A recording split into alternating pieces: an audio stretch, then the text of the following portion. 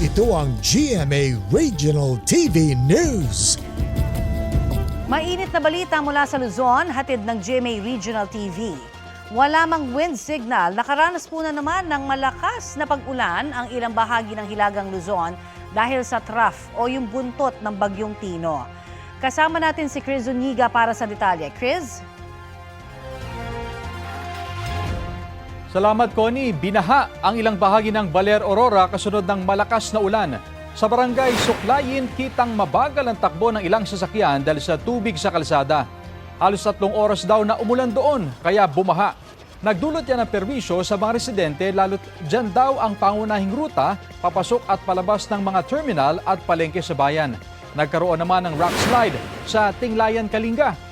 Humambalang sa kalsada ang malalaking tipak ng bato at lupa dahil sa paglambot ng lupa kasunod ng pag-ulan sa lugar. Nagsagawa na ng clearing operations doon.